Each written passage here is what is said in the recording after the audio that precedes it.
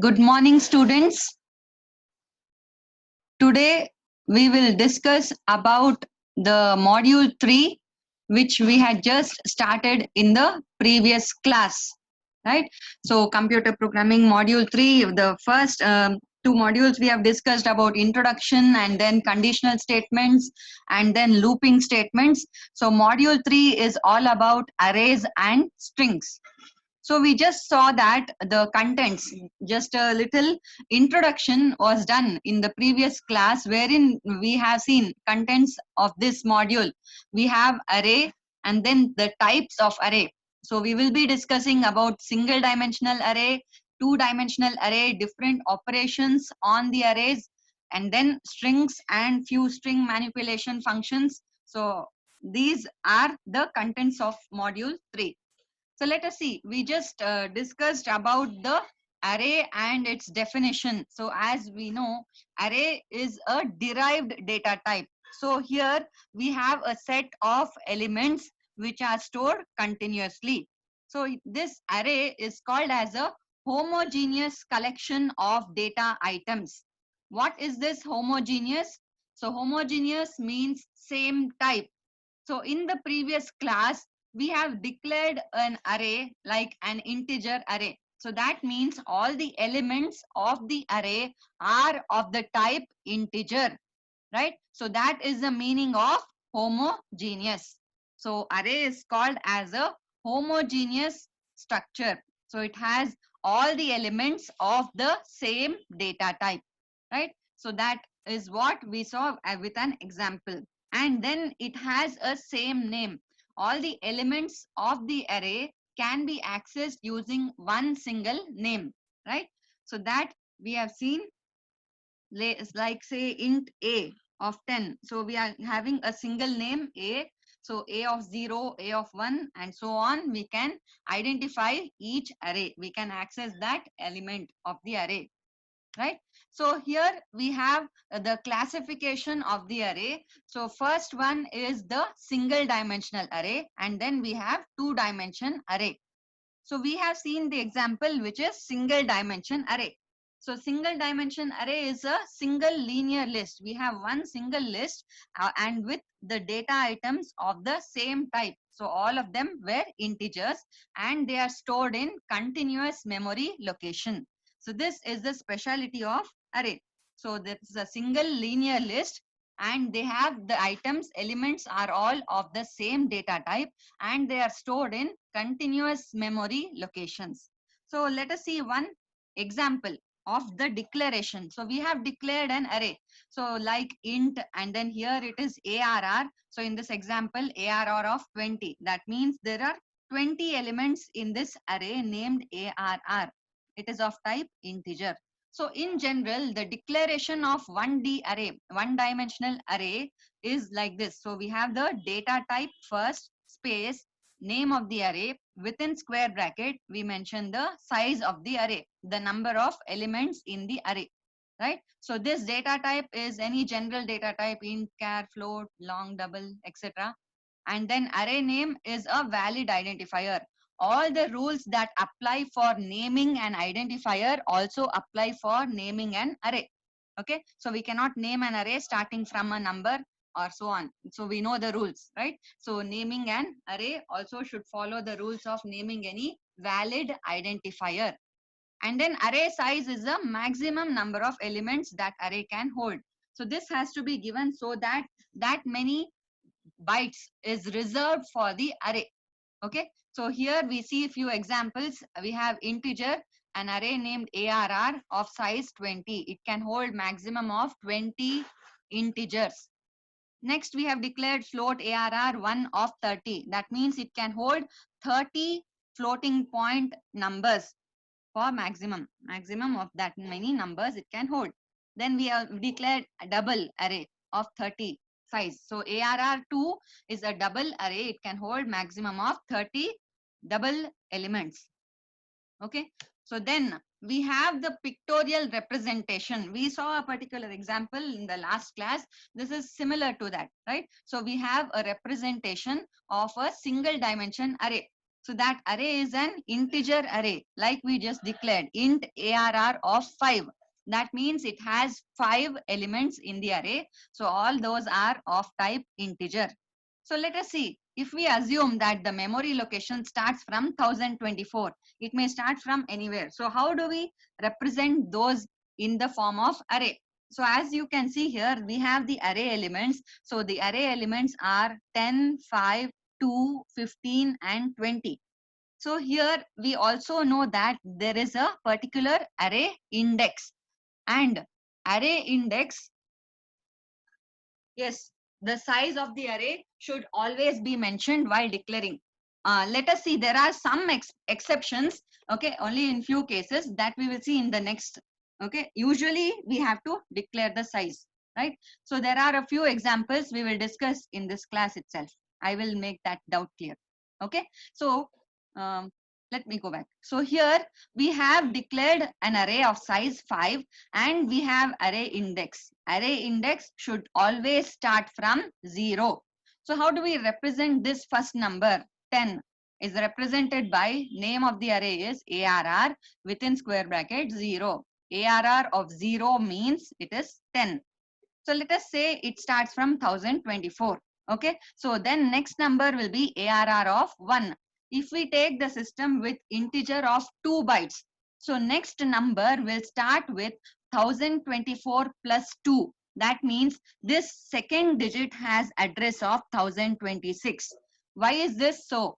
Because the array elements have to be stored in continuous memory location. Similarly, if we observe the third digit is 2, it is represented by ARR of 2. Its address is 1026 plus 2, considering 2 bytes for each integer. So it may be 2 or 4 bytes, right? So here, considering 2 bytes for one integer, so next address will be 1026 plus 2, 1028. Similarly, plus 2030 plus 2032. So we store all the numbers in continuous memory locations. All these cells are continuously stored. Okay, so the first one is always 0. The first array index is always 0. Then it continues 0, 1, 2, 3 up to 4, because we have array size declared here as 5. Is this clear? Okay, so this is how we can pictorially represent any array. So let us see, there are different types. We need to give values, right? So if we declare array like this, it is only going to reserve memory of 5 integers. Now we need to give values. So this is just a representation. There are different ways of initializing the array. Okay, so let us see. So that is, there are 4 types of initialization. So here you can see the types, that is, there are 4 types to initialize an array or to give value to the array element. So first one is complete array initialization. Then we have partial array initialization, initialization without size. This is where your doubt comes. It will be clear now. Okay, then we have string type of array initialization. So let us see one by one with example. Okay, so first one is complete array initialization. In this case, in complete array initialization, all the locations are assigned with some value during declaration itself. This is very important. So during declaration itself, we are assigning the value. This is something similar to writing int a equal to 4.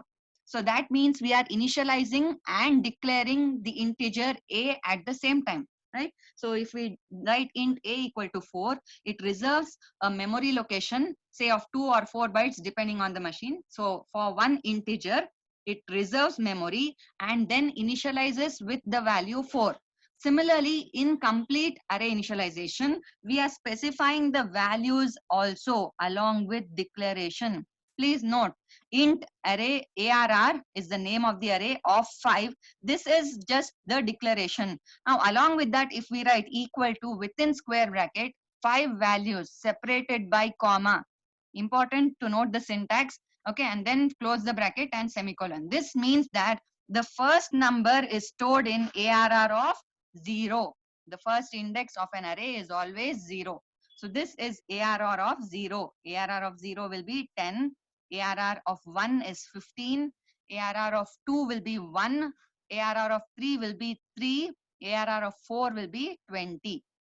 I hope this is clear. So this is the first number, okay, then continue. So the 5 numbers are mentioned, they will be stored into the array.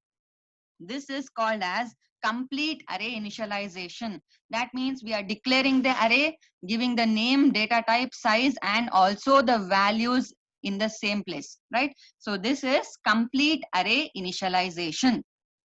The second type is partial initialization. So as we see, in complete initialization, all the values are mentioned. But here in partial array initialization, the size of array is given, but there are only a few values mentioned. So partially it is initialized.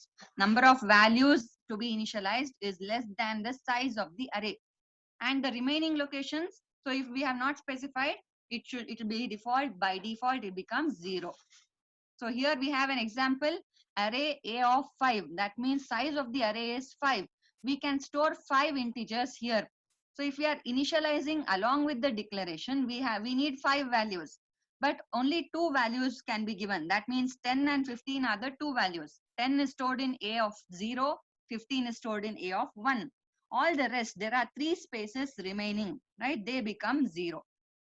Okay, so this is second type of initialization. This is called as partial array initialization, wherein we give only a few values, less number of values are less than the size of the array. Like we have given only 2 values, so size of the array is 5. So remaining 3 values will become 0. Okay, then later if we want, we can change it also, right? Then we have the third type. So this is one example. If we don't mention the size, we have to give all the values, okay, so that it knows how much of memory to reserve. So your doubt, Dhiren, he is here, right? So that means in this case, right, initialization is, I'm sorry, initialization without size of the array, wherein the size is not specified, but the values have to be specified. So consider this example, int ARR of bracket, there is no number for the size. So we have given equal to, if we give numbers, so there are 5 numbers, 5 integers, so automatically it will take the size as 5. So if we have not given the size, we have to give all the values. Okay, so this is the third type of initialization without the size of the array mentioned.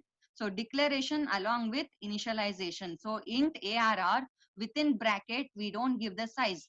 So here we have given 5 values, 5 integers.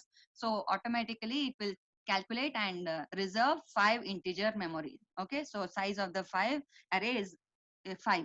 Okay, so this is third type, initialization without size of the array.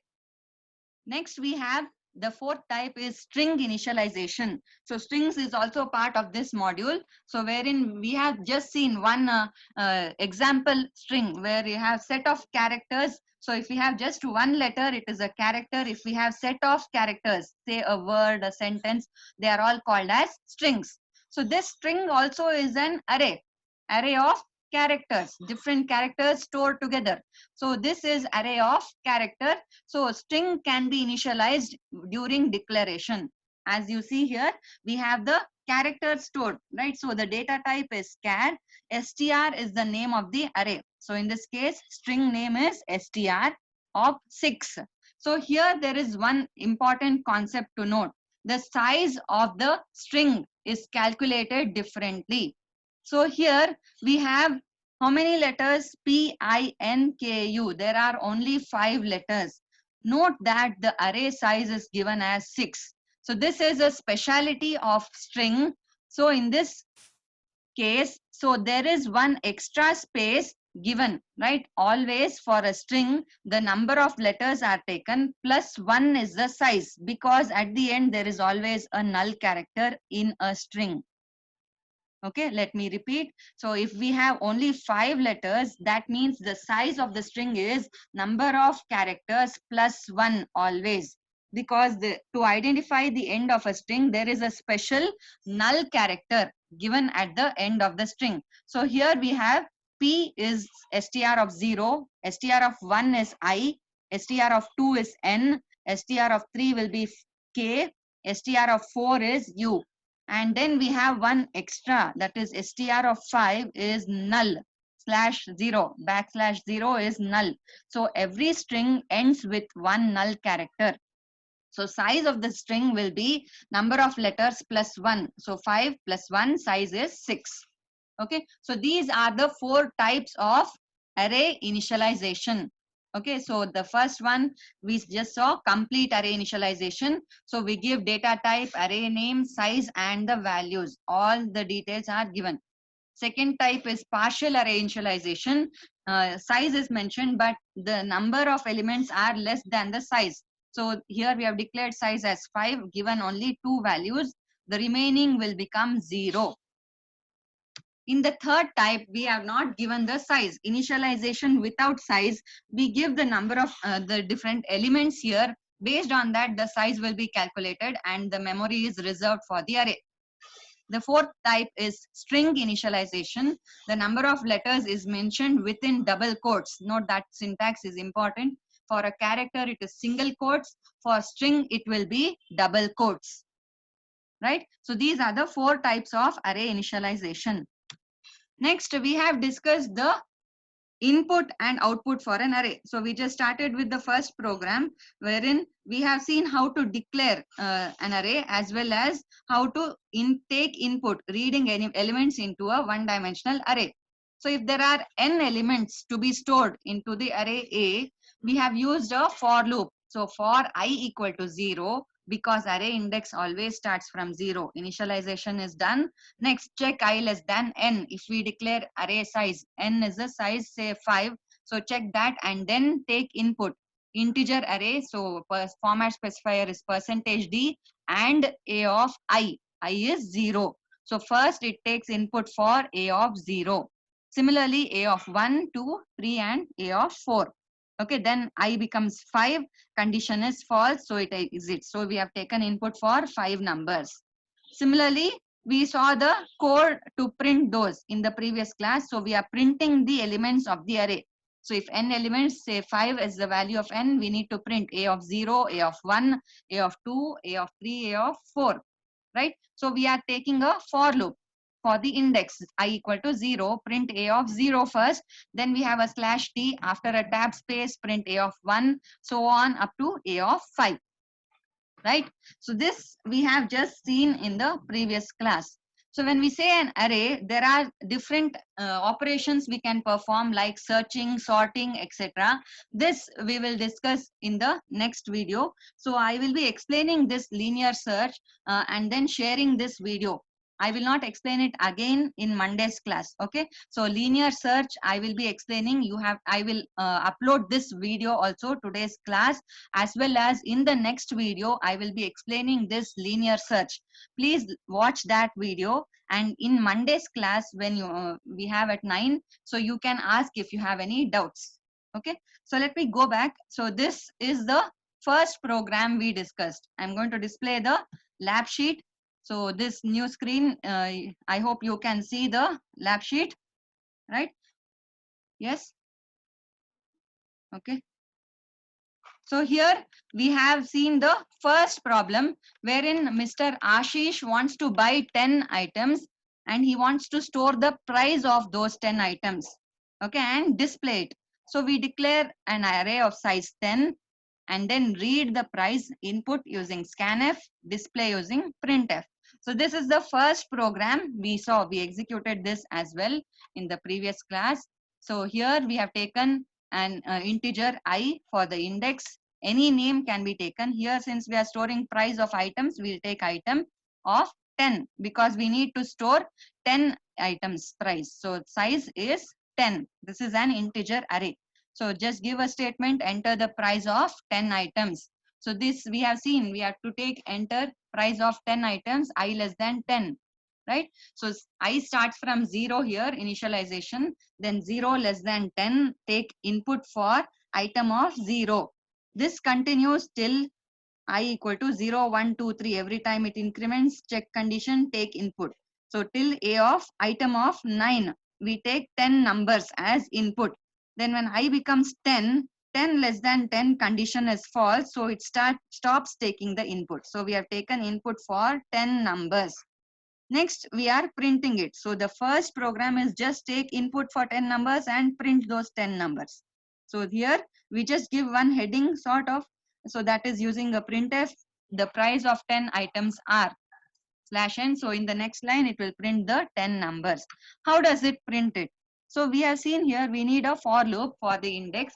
So it starts from 0, I equal to 0. And then because we have 10 numbers, I less than 10, every time the index increments by 1. So 0, 1, and so on. So here I is 0 now. We need to print the item along with its index and value. So as we see here, the first thing is item, which is name, and then within bracket we have a first percentage D that maps to the first element here, that is we have given I. So first item I value is 0, item of 0 equal to percentage D. This is mapping to the second variable, that is item of I. I is 0, so it maps to item of 0.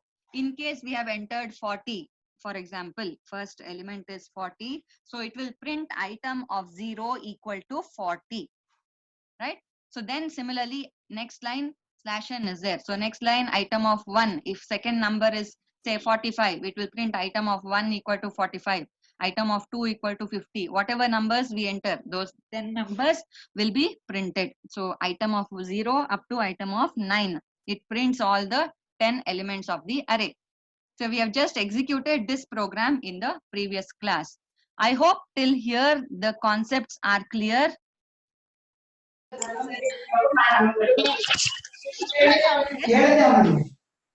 Are these concepts clear? Yes, ma'am. Okay. So we will continue. Next is based on certain operations on the array. So in this first program, we have just seen input and output of the array. Okay, input the array, take elements, 10 elements input, we enter 10 elements and we print the 10 elements. So only input and output. So we have seen that. Next, we have these integers. We can perform any operations, arithmetic or any sort of operations we can perform on the array elements. We can compare different elements of the array. We can add something, subtract. We can do any operation on the array elements. Let us see that next. So second program is again like a continuation of the first one. So now shopping has been done, right? Ashish has purchased some 10 items. He has stored the price in one array. Now once we finish shopping, we need to know the bill, right? So bill is nothing but total of all the price. So we have purchased 10 elements. After that we need the bill. So that means add all the elements. So that is the bill. So after shopping, Mr. Ashish wants to know the total amount of bill that he has to pay to the shop. So help Mr. Ashish to calculate sum of all price and display the bill amount. So here, say we have taken 10 elements, add all the 10 elements and store it in some number, say sum or any variable, and display it. I hope the question is clear. So here we have one example. So if the item cost are, say he has purchased first element cost 46 rupees, then 86, and so on. We have different numbers. These are all the cost of the 10 elements. Now his bill is nothing but adding the elements together. So when we add, the output should be, add all the elements together, output should be 666. So that is the amount of his bill, what he has to pay. Okay, so this is the question. So now we have analyzed. So what do we need for this input, right? Input, we need the elements, items. So we need the 10 items of the array. So this input is somewhat similar to the first program, right? So we need to take 10 numbers as input. What is the output? Add all of them and then get the sum. So this 666 will be the output. So we now know what is input and what is output. That is the first step in any program. So once we know this, now find what is the processing. Processing here is to add all the numbers. So we have a hint already. So we know sum of all the prices. So we need to add all of them one by one. We can add them and then find the total sum. So for this, you assume this, say it is a series. So like 1 plus 2 plus 3. So we have seen that in a series, we have used a loop previously. Sum is equal to sum plus I. Yes. So say we want to add even numbers, so then check for even numbers and so on. So here we will use the similar concept. So sum is equal to sum plus I. So we added each number, say I starts from 0 up to whatever n value we get, we added. So similarly, we are now adding the array elements. So what should we add? No, to know the logic, we have to see what should we add the first number. How is it recognized? This, if we say item of 0 is the first number. To that we have to add 86. 86 is item of 1. So we need to add item of 0 plus item of 1 plus item of 2, item of 3 and so on up to item of 9. Here we observe that repeatedly we are adding the elements of the array. So whenever we are repeatedly performing some operation, we can use the loop. So let us see, first we are going to take input, right? So this is how we are going to add. So now we know the logic, add each element of the array. So using the for loop, we have to add it. Let us see how to do this. So here we can see the step. So we are declaring int I and then declare an array item of 10. Now we have declared sum. Okay, sum equal to 0. Why is sum declared as initialized as 0? Anyone? Your Additive identity. Additive identity. identity, right? So here we see, very good. So we see that the basic operation is addition. If we don't initialize to 0, along with all these numbers, say if we have a random sum equal to 100, instead of 666, we will get 766 as the answer, right? So we don't want some wrong answer. So in that case, we initialize to 0. So if we add 0 plus 46, we will get back the same number. If in case we don't initialize, if it takes some garbage value, say like some 100, so when we add the first number, instead of 46 we get 146, and then final answer will be the same, right? So we don't want that to happen. So we will initialize to additive identity. So sum is initialized to 0. Next, like previous itself, we take input for the 10 numbers. To add the 10 numbers, we need the 10 numbers as input, right? So just a statement, enter the price of 10 numbers. The next step is similar. Take input for 10 numbers using scanf, right? So item of 0, item of 1 up to item of 9. We take input for the 9, 10 numbers, 10 numbers input we take and store it from item of 0 up to item of 9. Now next step is very much similar, like we have added previously sum equal to sum plus I. We just added those numbers randomly. So now here we need to add the elements of the array. So based on that, so here first we are taking sum. So sum equal to sum plus item of I. What is the first value? It is 0. 0 plus item of I. I is 0, right? So item of 0 is 46. So first it will add 0 plus 46. So sum becomes 46, right? Next step, when I becomes 1, so sum is 46 plus item of 1. 46 plus item of 1 is 86, right? So item of 1, index is 1 here. So that is 86. So now it will add 46 plus 86. So whatever is the sum gets stored back to the variable sum.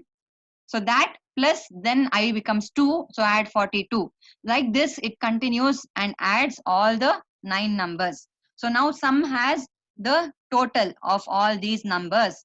When I becomes 10, 10 less than 10 condition is false. So it has got the answer in sum, that is the bill amount. So we just print the sum. So the bill amount is %D, which is sum. Okay, I hope this is clear. So this is simple addition of all the array elements, similar to the sum of series problem we have discussed. So there we just took check I. Say if we check I is even, just add sum equal to sum plus I. So instead of I, we are adding array elements. So we are storing them continuously. So based on the array index, so item of 0 plus item of 1 plus item of 2 and so on. We add all the elements till item of 9 and then print that sum. Okay, so this second one is to generate a bill from the price list, right? So we performed addition now. So let us see next. Here we have problem 3. The statement says Mr. Ashish understands that 10 items are there and those which are referred by odd index. What is odd index? 1, 3, 5, 7, 9. So these items are not available in the market. So he has the price list, but these are not available. So obviously he will not pay for it. So its price becomes 0. Right? So help Mr. Ashish to convert the price of odd index item to 0. So here we are modifying the values of the array elements. So what does it mean? We have the example. So say the example, we have taken 10 elements like this input. Now all these are the elements which he has thought he will purchase and he knows the price, he has listed it. Now those odd elements are not available. That means item of 1, this item, second item, say some element is not available, so he will not pay for this. So 86 has to become 0. Similarly, item of 2 is there, so he will pay that. Item of 3, which is 70 rupees, is not available, so that becomes 0. Item of 5 is also 0. Item of 7 should also be converted to 0, and item of 9 also should be converted to 0. So we are modifying a set of values among the array elements. We see that the index needs to be odd. How do we identify if a number is odd or even?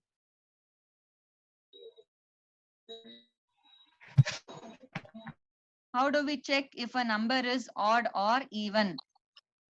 Dividing it by 2. Divide by 2 Is equals to 0. and check if remainder is 0. Right? 0. So that is exactly what we will do. What number should we check here? Will we check the array numbers or index? No, index number, ma'am. Index has to be checked, right? So this we have to be very careful. Don't check for the array values, right? We have to check only index. So index means here if we have taken I has to be checked. Don't check item of I, right? So that is what we have to take care. Check index is odd. Only those which has odd index, then it becomes 0. So not item of I, it should be only I which is checked. Okay, so let us see. How do we check this? So we are taking input, the first part remains the same. Okay, so here we have seen that first we will declare the index, then an array size 10, then taking input is similar, right? So once we take input, we will check. Okay, so check that the array index, is it odd or even? So here we are checking this. So this can also be written in the same for loop or it can be written with a different for loop, not a problem, right? These two statements you can write in the same for loop also, or you can write it separately, no problem, right? So we have taken one separate for loop. So for I equal to 0. So from the first step, so because array always starts from 0, so check from the first number. So 0 percentage 2, is it equal to 0? Yes, it is equal. So we will not make that item as 0. Okay, so if the remainder is not equal to 0, it means it is odd. So if remainder is not 0, for example, I becomes 1, I percentage 2, 1 percentage 2 is 1, 1 is not equal to 0, condition is false, item of 1 is becomes 0. Now note, whatever input we have taken, that will be replaced by 0 for item of 1. Okay, so similarly item of 2 is checked. So 2 is not percentage 2 is equal to 0, condition is false, so it comes back again, increment I becomes 3. So then 3 percentage 2, it is 1, 1 not equal to 0, condition is true, so item of 3 becomes 0. So the new value is stored, so old value is replaced, so old value is no longer available, so item of 3 becomes 0. Similarly, item of 5, 7 and 9 becomes 0. Next we need to print them, right? So like this, we have changed all the items, so now print all of them, right? So even numbers will be the same. Okay, even index will be the same, but odd index values have changed to 0. Okay, so we print the array elements. I hope this is clear. Okay, so now we have seen one wherein we are checking the condition. Now we can observe one more thing. What are these array elements? So once we start, what are the elements to be made 0? It is item of 1, item of 3, item of 5, 7 and 9. So we can check for the index whether it is odd or even, or we can also do it like this. So what is the first element we want to change? It is item of 1. So that has to become 0. We can start this new for loop. So the first for loop will be the same. Okay, so take input, this is same. The second for loop, this one can be replaced. Okay, let us see how to replace this. So this is shown here, right? So this is what we have executed. So instead of this, we can convert. So we want to change item of 1 first. So start I from 1 instead of 0, start from 1, because item of 1 has to be made as 0. So check until 10, right? Because index is still 9. So I less than 10 will be the condition. Now item of 1 is made 0.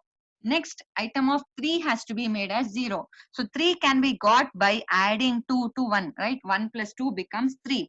So every time we can add plus 2, 3. So that 1 plus 2 becomes 3. Next item of 3 becomes 0. 3 plus 2, I becomes 5. Then item of 5 is made as 0. Then again plus 2, 7. So item of 7 is made as 0. Plus 2, 9. So item of 9 is made as 0. Again when we add plus 2, I becomes 11. So note we are checking 11 here. So 11 less than 10, condition is false, it will stop. Okay, so this code can be done like this also. As I've told you, programming is very flexible. So we can use any kind of logic. So we have made all the odd index items as 0. Okay, so odd index items are made as 0, and then we print all the elements of the array. So print is exactly the same logic, right? So we are printing each element. Item of 0 is 46, item of 1 will be 0. Then print item of 2 and so on.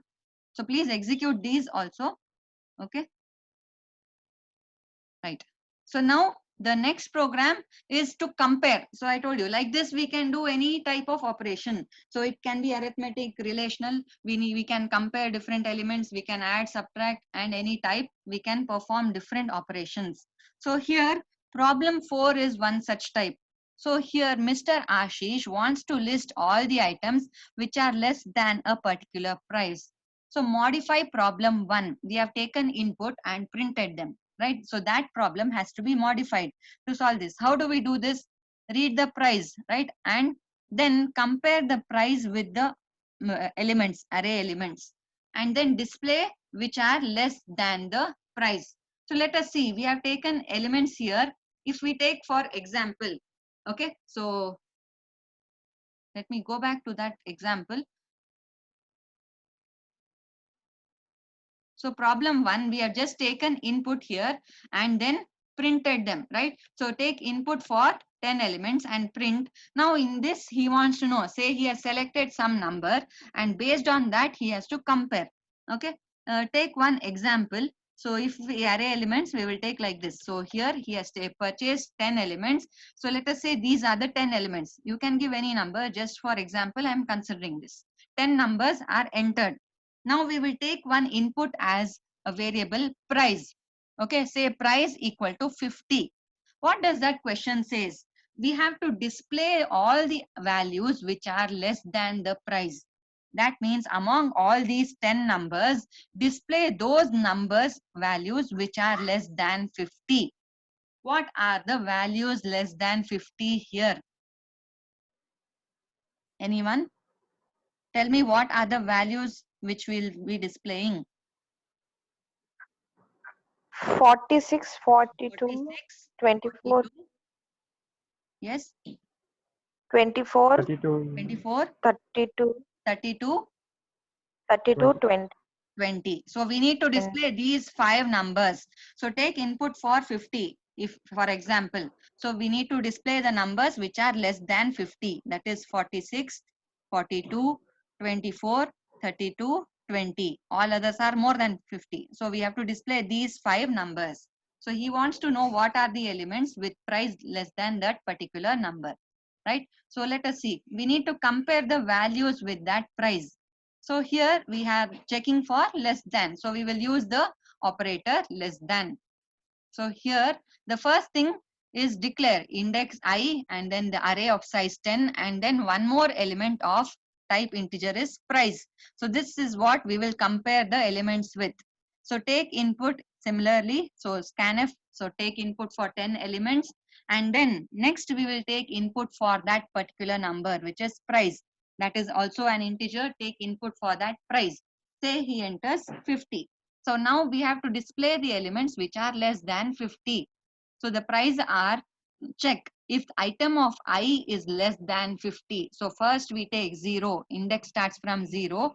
So item of 0. 46 is it less than 50? So print yes 46 less than 50 condition true. I is 0 now. So item of 0 equal to 46. That is printed. Now go back. Item of 1. I becomes 1. Item of 1 is 86. 86 less than 50. Condition is false. So it does not execute this. So it does not print item of 1. I becomes 2. Say 42. Right. Item of 2 is 42 less than 50. It will print item of 2 equal to 42. So on it continues. Check for item of 9. So till then whatever elements are less than 50 will be printed. All others are ignored. Okay. So this will print the elements which are less than the particular price. Okay. I hope this concept is clear. Any doubts still here? Are these programs clear? Yes, ma'am. Yes. Okay. So all of you please enter your name and roll number. So today we saw just an introduction to the array concepts, initialization of array, classification and declaration of array, and we saw the first four programs. The next concepts are related to searching and sorting. Okay, searching is there are different types. We are going to search for అయిపోయింది a particular element, 2 నిమిషాలు for a particular ఏందో element in చక్కగా an array.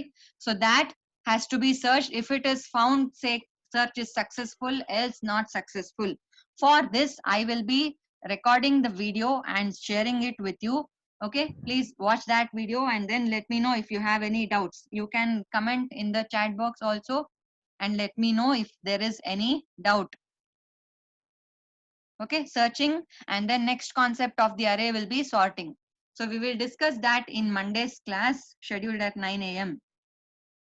Okay, and I hope all of you have uploaded your assignments in the drive shared. Okay, if there are any doubts you can message me. Right, so today we have just seen these operations on the array. First program is just simple input and output of the 10 elements of the array. Second program we discussed based on arithmetic operation, adding all the elements of the array and displaying the sum of elements. So that is the bill. So then that is what we have added each element of the array, right? And then display the sum. The third one we saw based on modifying the values based on a particular condition. So all the odd index elements have to be modified, replaced by 0. So item of I is item of 1 is made as 0, item of 3, item of 5, item of 7, and then item of 9. All these are made as 0. Check the index. If it is odd, change the element value to 0. Next, we discussed the program 4, which is we have to check for a particular price. This is comparison. We are checking each element with a value. Compare. If the array element is less than the price, display it. Right. So that is we have checked each array element. If it is less than the input price. So if we have entered some 10 numbers as input, then take an element price. If the array element value is less than price, print it. Else nothing is done, right? So for all the odd, for all the elements which are less than this price, we print them. Okay. So next concept is searching, linear search. There are many types of searching available. We have one in the next program, linear search. So I will be explaining that. So you can watch that video. Okay. Yeah. Yes, please write your name and ID number in each page. So some had problems with uploading on Edit. So I've shared the drive. All of you upload your assignment in the Google Drive shared.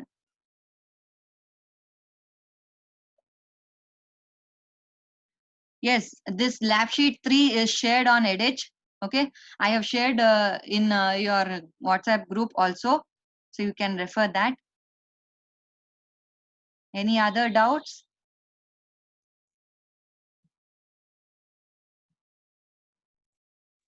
Please No, let ma'am. okay. Yeah, please go through all these programs, execute them. If you have errors, you can message me also and let me know. Okay. Yeah.